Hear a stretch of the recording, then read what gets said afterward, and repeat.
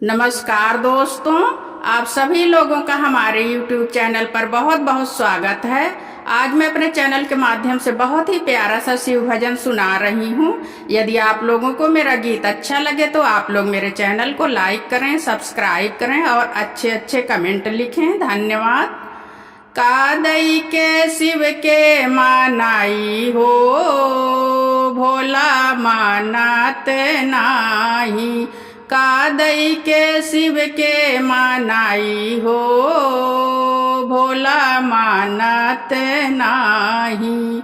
मानत नहीं भोला मानत नाही, मानत नहीं भोला मानत नाही। कादई के शिव के मानाई हो, भोला मानत नाही। कादई के शिव के मानाई हो, भोला मानत नाही। लड्डू औ पेड़ा भोला मन ही ना भावे, मन ही ना भावे भोला मन ही ना भावे। लड्डू औ पेड़ा भोला मन ही ना भावे, मन ही ना भावे भोला मन ही ना भावे। भांगा धतूरा कहाँ पाई हो, भोला मानत नाही। भांगा धतूरा कहाँ पाई हो, भोला मानत नाही। कादई के शिव के मानाई हो, भोला मानत नाही।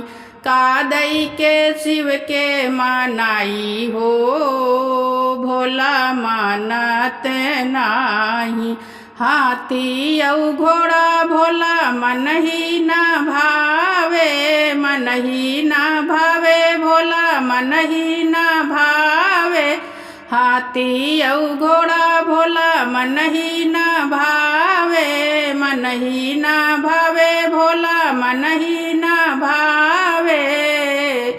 नंदी बैल कहाँ पाई हो, भोला मानत नाही।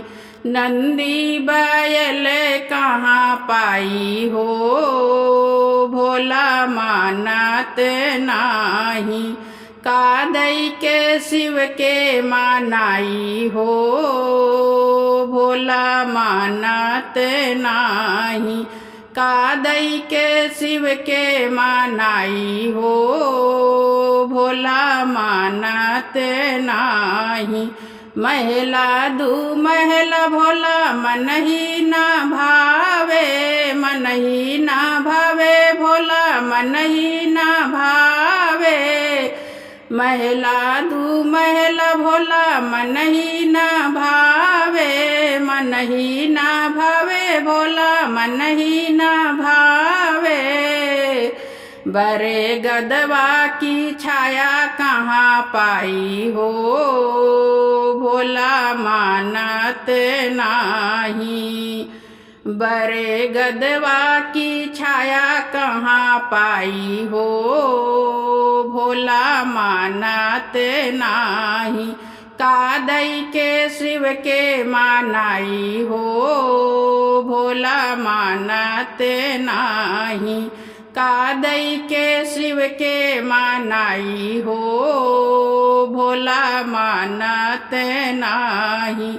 साले दू साले भोला मन ही ना भावे, मन ही ना भावे भोला मन ही ना भावे। साले दू साला भोला मन ही ना भावे, मन ही ना भावे भोला मन ही ना भावे। मिर्गा के खाल कहाँ पाई हो, भोला मानत नाही। मिर्गा के खाल कहाँ पाई हो, भोला मानत नाही। कादई के शिव के मानाई हो, भोला मानत नाही। कादई के शिव के मानाई हो भोला मानत नाही।